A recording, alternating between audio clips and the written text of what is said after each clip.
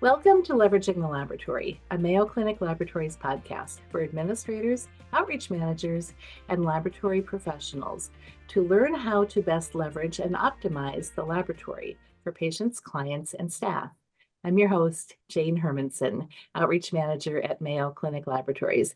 And joining me today are Brianne Newton and Ellen Dijkman Dulkes, Outreach Solution Strategists within Mayo Clinic Laboratories.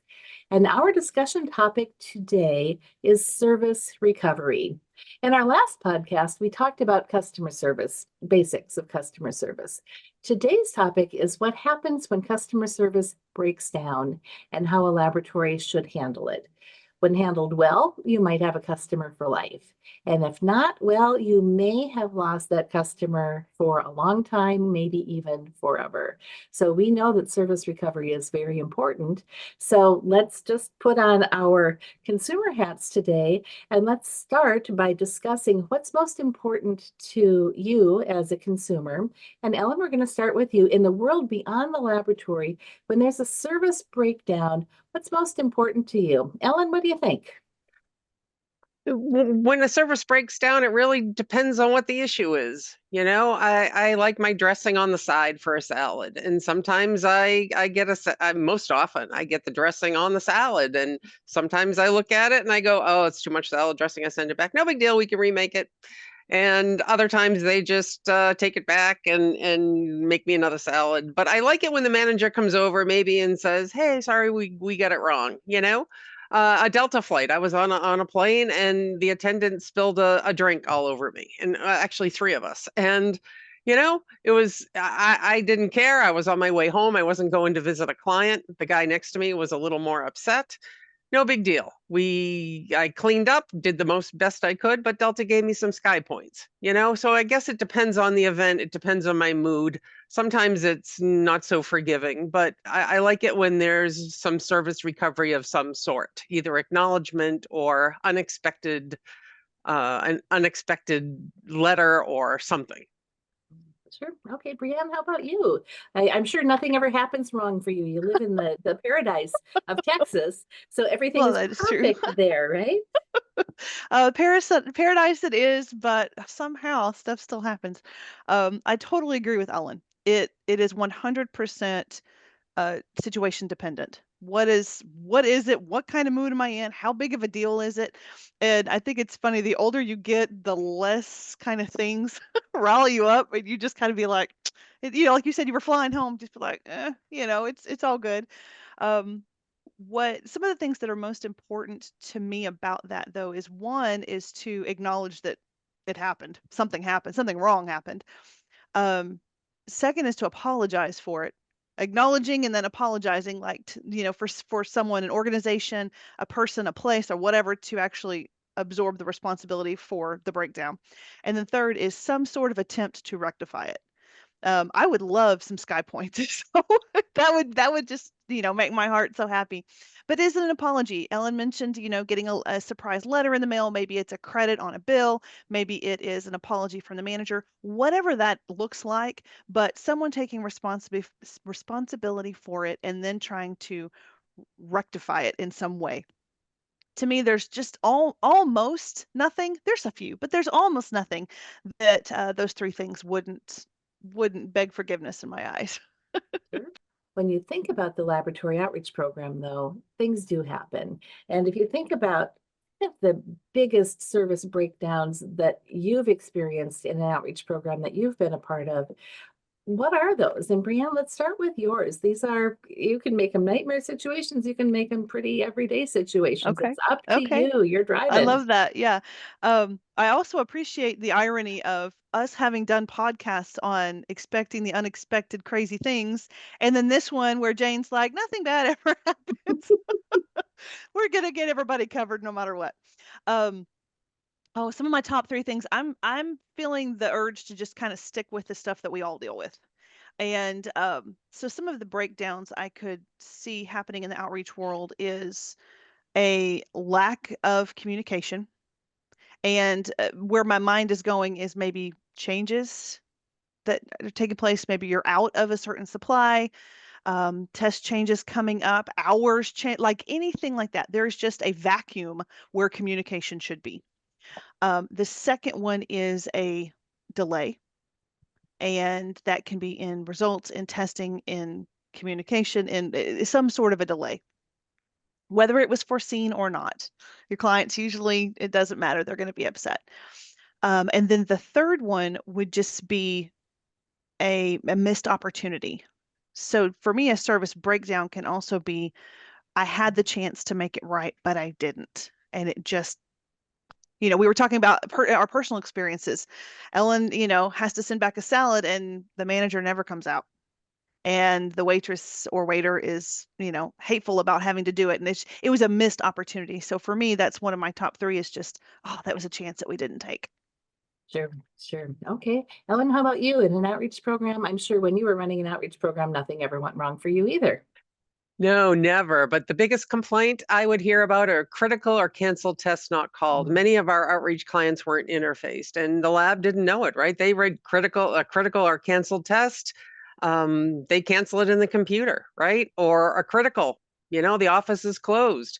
Patient does the provider doesn't get the result. They're waiting and waiting. In fact, it actually happened to me as a patient. I never got the result in my chart. And I called and never got it because the lab, there was a problem with processing. So that's the biggest number one complaint with outreach clients. And they get really frustrated if we don't fix that problem. No record of a specimen arriving. Maybe there's no manifest. If a lot of your clients aren't interfaced, there's manual manifests, and it's a manual process to check that the specimen was sent from the client and arrived to the hospital laboratory. And the client says it was sent, the lab doesn't have it, and then you go dumpster diving, right? And you have maybe a process called man overboard, where everybody looks for the specimen, and of course you say, well, maybe it was with the courier, and the client says, well, I know I sent it, and then you get he said, she said. But that's a big one. And then wrong test and tube, maybe they're not aware that you changed from a gold top to a green top, or now you're using lavenders, and so that's another one.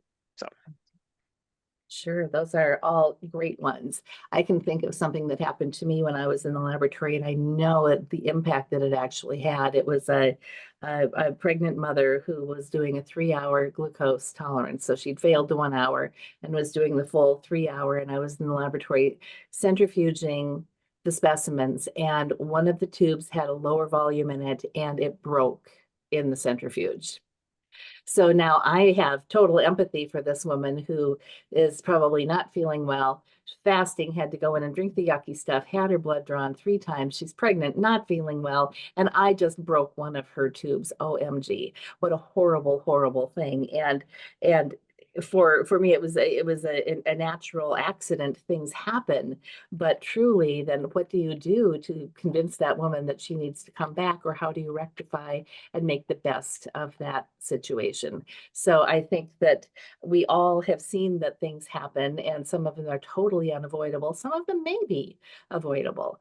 So let's talk about how a laboratory can recover effectively in the eyes of a customer. Giving frequent flyer miles to somebody when we lost their specimen isn't going to do the trick, right, guys? So when you think about the service professional, which is truly every staff member in the outreach program, there are several steps. And I think that, Brianne, you said it really nicely when you started to say, I need somebody to listen to me. And I need them to acknowledge that you understand what happened. And if you skip those 2 steps, and Ellen, one thing I appreciate about you is your high level of empathy. What do you think happens if those first 2 steps, listening and acknowledging, if they don't happen? What happens? yeah, I just think back when we play the blame game in the defense. Lab staff are they hear it from providers, and they hear it from lab. You didn't do this, you didn't do that. We don't hear what we do well in the lab, so that when we hear from a customer that we failed, we tend to go into defense mode, right? But we're short staffed. It was the other shift. And really the person that's calling wants to. We're focused on me and us instead of them mindset, and we don't have that empathy and understanding because we're not hardwired that way. We're hardwired we're hardwired to be defense, and we got to be offense, and we don't do a good job there. Totally agree. Totally agree. And I think it's, as scientists, perhaps we don't have that wiring in us. And then, so the first two steps, and we actually taught this in our customer service training program. So I think those modules that we have on our website can actually address this as well. If the first step is listen, next step is acknowledge. What's the next step after that? Well, it's time to apologize. And Brianne, I know you mentioned that is in your kind of opening comments. What do you think the advantages are to having an apology for the customer who feels that they've been wronged? Oh, I think it's everything. I think it's everything. But I do believe there's a right and a wrong way to do it, of course. And Ellen mentioned this earlier, which is that you're genuine about it. And we've all, maybe been around a kid, have a kid, or been a kid that your mom makes you apologize to somebody and you don't mean it. You don't mean I'm sorry. That is not heartfelt. That is not, an admission of error and a grievous, wanting to rectify a situation. That's just because my mama said so. So I think an apology is an acknowledgement and an accountability of the person apologizing to say, yes, I messed up. I missed your test. I'm going to need you to come back in for a redraw. I'm really sorry. How can I make this right? What is convenient for you? XYZ. So not only having a genuine apology, but a personal apology. So if you are going to be that manager that maybe sends a communication to a client that you really messed up on or whatever, you want to make it personalized. You don't want to say, "Dear lab customer, I am sorry for the unfortunate situation. Fill in the blank." You actually fill in the blank. You put in there what happened and share. I would even suggest share with your client. Okay, lab manager, what are you going to do about it? How are you going to keep this from happening next time? So if you're putting some retraining in place or you're going to put a new process or additional tools or resources, put that in your apology and say, thank you for bringing this to light. This situation highlighted, some gaps in our training or whatever that might be. And then last and maybe most importantly is an apology can diffuse a situation. And if it's done properly, it can actually take a client or a patient or a customer that's really upset and emotions are high and people get very passionate when it concerns their healthcare or the healthcare of someone that they love or are taking care of. And so it already is ripe with emotions. And so a correct and well done apology, it can just kind of bring that situation down and focus on next steps once the situation's been acknowledged and has been apologized for. And hopefully after that and the situation's calm again, everybody can move forward.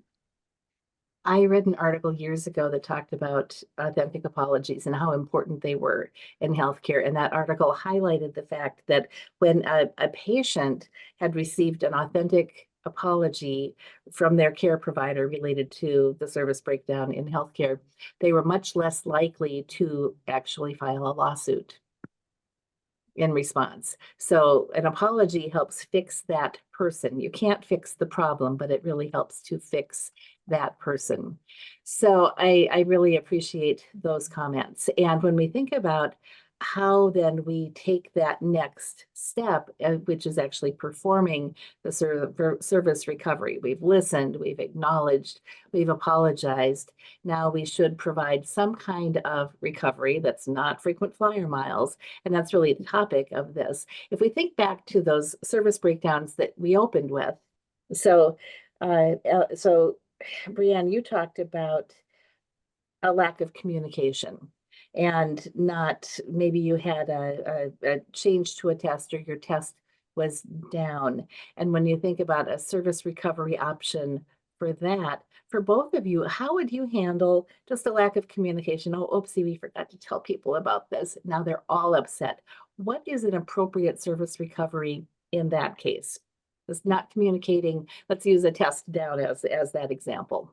You are trying to make us think. Well, I would, so usually there's a communication that the laboratory sends out to their inpatient This actually happened where I used to work. So if there's a test down for whatever reason, usually there's a communication message that goes out to the inpatient floors. Oftentimes they forget, totally, they forget about the outreach. So I would always get copied on that communication message, and I would customize it and forward it out to all of my outreach clients, right? The ones that I would expect to be impacted by that. And there was a very large private practice physician a mile down the road, and I got specimens from him 4 times a day. And I would personally send it to his practice manager and say, hey, want you to know Dr. X may experience some delays. If you have any issues with this, let me know. And I would customize those internal messages for external clients. Mm-hmm. So that's a problem solved. Yep. But to actually make it better, if it didn't get to them, any thoughts, Brianne? What would you do if they were upset? I didn't get any communication. I have an idea, but I'm really curious to know what you guys think. Yeah. Well, I think going back to what I mentioned earlier, which is the apology, and it's issuing a new communication. We delayed, we messed up. We delayed in communicating this test change or this test delay or whatever it might be. Please know that we're going to renew our efforts and either open or reinvest in additional communication channels. And I'm not saying go buy a new platform every time you mess up, but just making sure that the weekly updating emails, the newsletters, the website, everything like that, reinforce with the client, here's the communication channels that we have. We acknowledge that we have them. We're going to use them. Please make sure that you're not relying on just one of them for all of your information, because that might be the one that we miss. It's just kind of reestablishing, going back to baseline and starting with that customer service relationship we spoke of on our last podcast, on letting them know that you're there for them to help them along the way. But it's acknowledging and then saying, we've got all this other methods or whatever to get you the information you need. Well, and that's where Ellen jumped in and said, yep. And I made sure that even though the external practice was not part of the normal communication routine, I inserted myself into the program and said, I need to be part of this too, so I can make sure that I'm. And I probably did that because we had an issue. Yeah, absolutely. So I really like that story. And then I think the only other thing that I would add is, if the test is going to be backed up for some amount of time, would you be able to find someone else to do the test and provide the turnaround time that provider needed? And to say, you know what, doctor, I understand you've been so inconvenienced. Maybe we even credit that particular test. And those are business decisions that you need to make, but those could certainly be some options. So I think that's a fantastic one. And I think the other one, let's talk about a lost specimen, something that impacts a patient. If a specimen is lost in the laboratory and the patient needs to be redrawn, what would you use to provide service recovery for that patient now who's going to be inconvenienced and having to get a redraw? There's an Office of Patient Experience, and I know that hospitals sometimes notify the patient experience person that somebody was inconvenienced. If they drove a long way, they will issue gas cards for the person to be recovered. In my situation, when I had to be redrawn, I asked the phlebotomist, will I be charged for this again? And I wasn't charged for the test the first time, but I still was, had to make another appointment, and no one ever contacted me about redraw. And I think we do fall short in that when a patient has to be redrawn. We just schedule another test. And I don't think we do very well in that part of our recovery with patients. Brianne, how about you? What are your thoughts? I was going to say is, maybe this is a great opportunity to kind of think outside the box a little bit.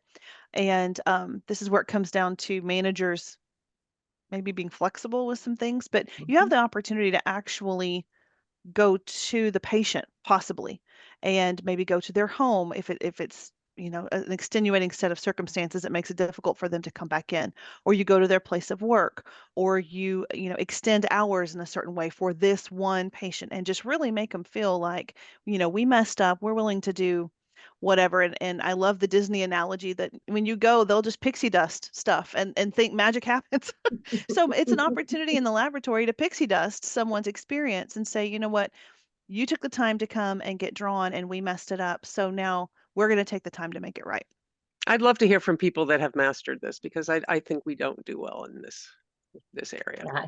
Well, and it's hard, right? And I think it could be home draw. So I have a horrible story for you. This is a horrible story with as good an outcome as you could have. So envision a tray of 50 pap smears being transported in the same container as a fecal specimen that was coming for culture.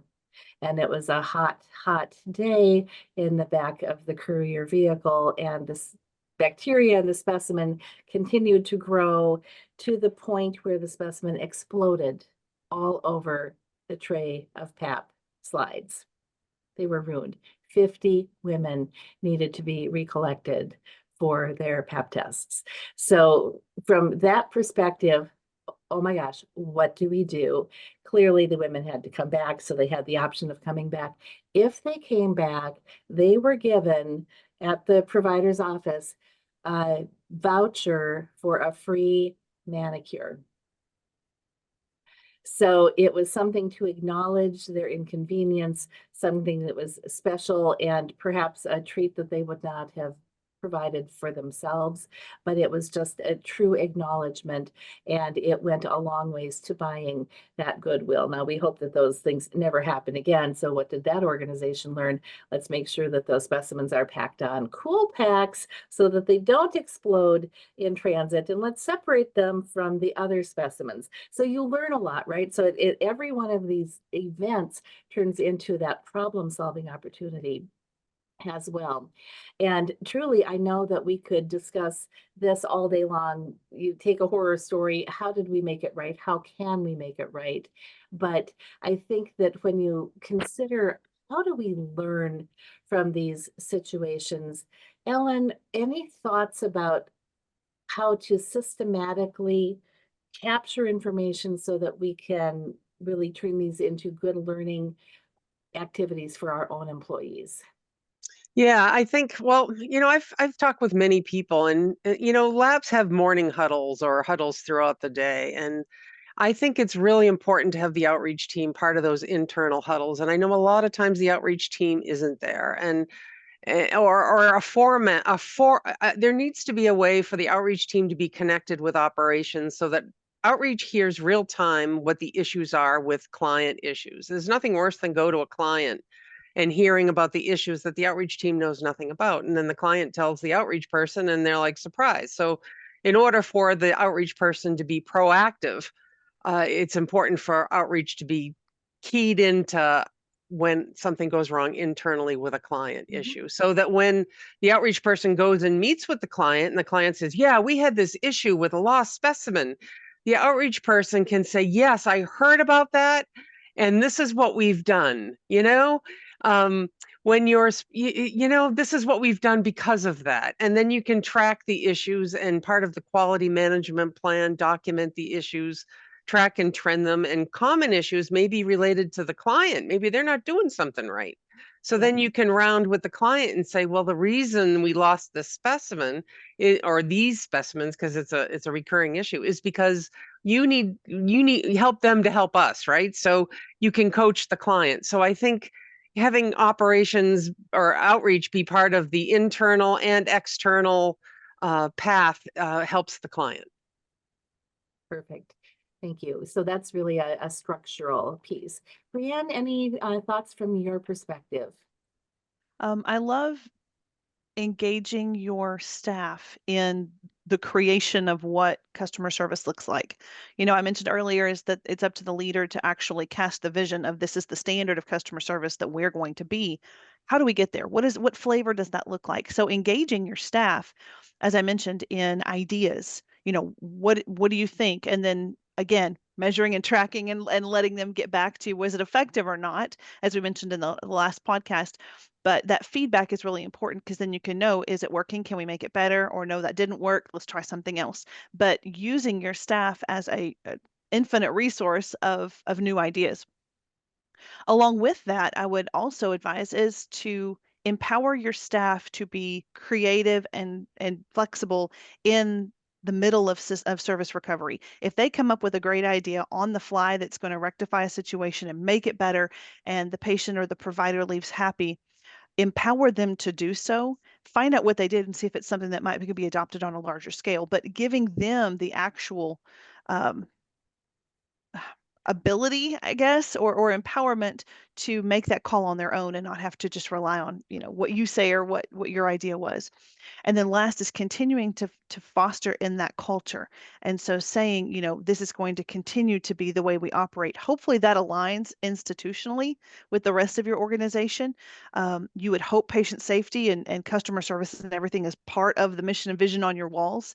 If it's not, somehow create a microcosm within your own department, within the lab, to say, this is how we're going to take care of our patients, and this is what that looks like, so that at least your employees are trained, they have resources, they're asked for ideas, and then they're empowered to do something about it. I think can really go a long way.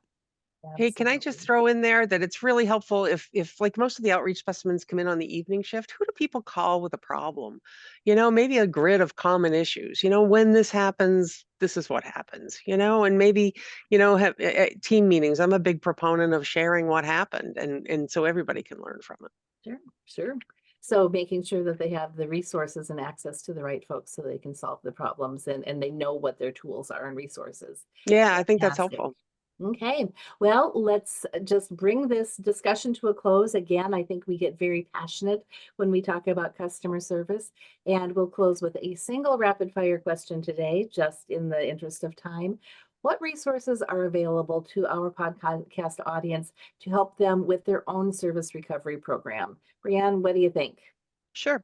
One that I feel like is an untapped resource, hopefully everybody now will know about it, is that we actually at Mayo Clinic Labs have a customer service module available that is online. It's a series of modules, but you can get credit for it.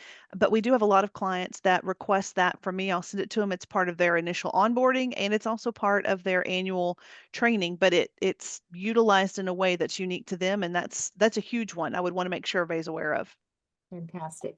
Ellen, what have you got? Well, a few years ago, I had no idea what a blog is, but now I'm writing them. And so all three of us are. So if you're able, check out our blogs. We write on topics that align with these podcasts, and I'll be writing one on this topic shortly. Perfect. Well, Ellen, Brianne, you guys are awesome. Thank you so much for your time today. And truly for our audience, please realize that service recovery is just one of the many important elements of an outreach program. And I think we learned today that it's more than just giving out frequent flyer miles. And delivering great service is always a goal, of course, but having a good recovery can make all the difference. So thank you again. And thank you for listening to Leveraging the Laboratory, a podcast from Mayo Clinic Laboratories. If you've enjoyed our podcast, please subscribe. And until next time, we encourage you to continue to promote your community-based laboratory. We encourage you to continue to promote your community-based hospital laboratory. The needs of the patient come first.